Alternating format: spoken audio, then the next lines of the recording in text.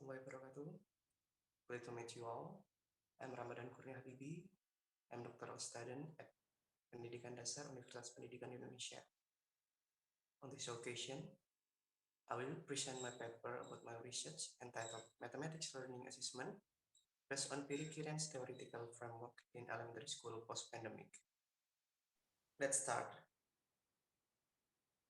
As we know, the COVID-19 pandemic has brought many impacts on our lives, as well as in education.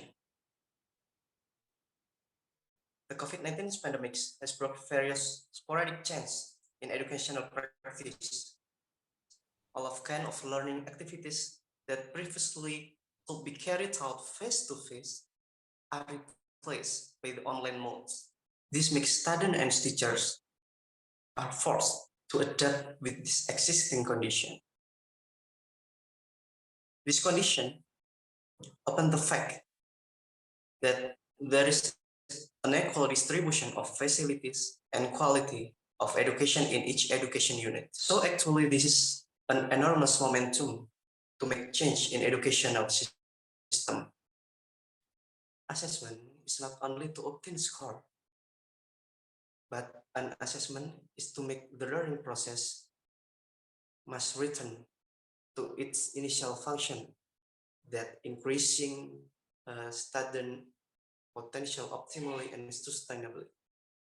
Assessment is the process of planning, obtaining, and providing information to teachers to make an alternative decision in the ongoing and future learning process.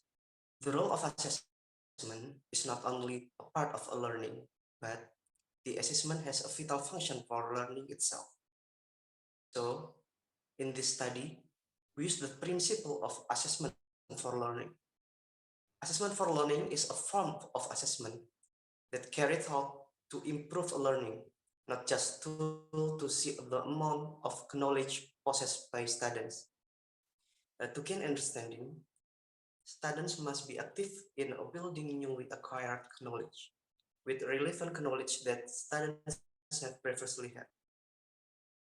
Pirikirian theory states that a mathematical understanding is dynamic, active, continuous, but not linear, and have a recursive process that involve the learning environment and the response of the learning ecosystem itself.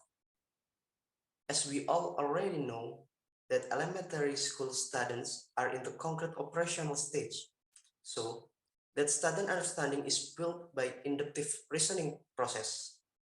And we know too that the study of mathematics is abstract, where the objects studied include facts, operation, concept, and principles.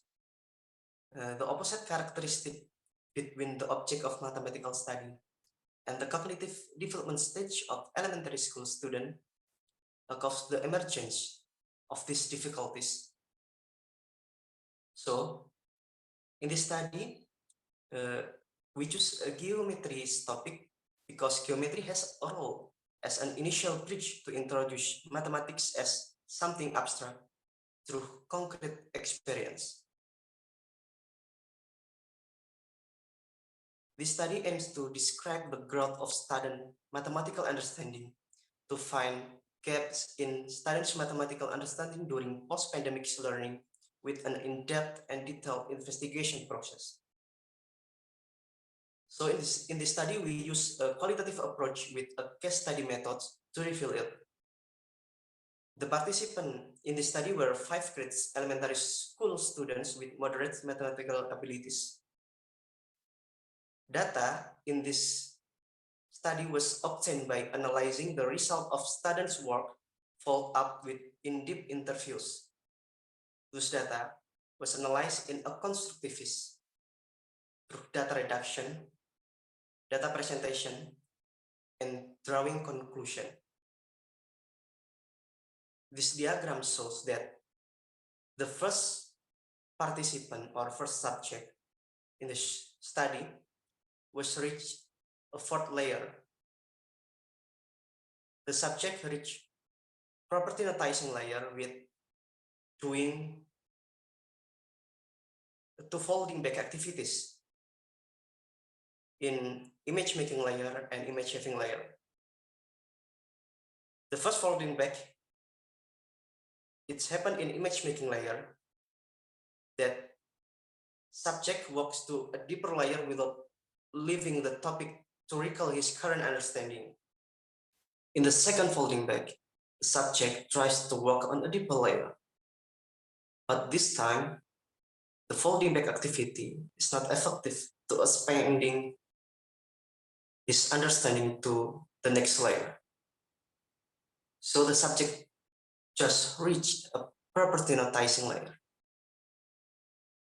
While the second participant can reach a fifth layer, the subject can reach a formalizing layer with only make a one folding back activity. The folding back activity that happened in the second participant is a folding back activity in image making layer, that she tried to help find information to broaden his understanding. The subject is inhibited from moving up to the next layer of understanding because the subject have the lack of arithmetic ability that inhibit him to reach observing layer. From the study, we draw a conclusion that the growth of students' mathematical understanding after the pandemic took place dynamically, continuously, but not linearly. The gaps in mathematical understanding found from the two subjects are quite different. While the first subject only reached a layer understanding of property notizing by two folding back activities, the inhibitor found from the first subject is the weakness of reconstructing geometric shapes in his mental image. While on the second subject, the understanding layer as if is formalizing. The second subject only did one folding back activity to strengthen his understanding by reconstructing the information obtained in the previous layer. Unfortunately, the second subject cannot grow to the next layer because he gets an inhibitor in the form of inability to master the arithmetic prerequisite material in that layer. The finding of gaps from the description of understanding can be used as important information to reflect on post-pandemic learning activities, so that the holes created during the learning process during the pandemic can be closed immediately. Thank you for your attention. If there are any critics, suggestion, or maybe collaboration for further research, please contact me at ramadhankurnia@up.edu. Assalamualaikum warahmatullahi wabarakatuh.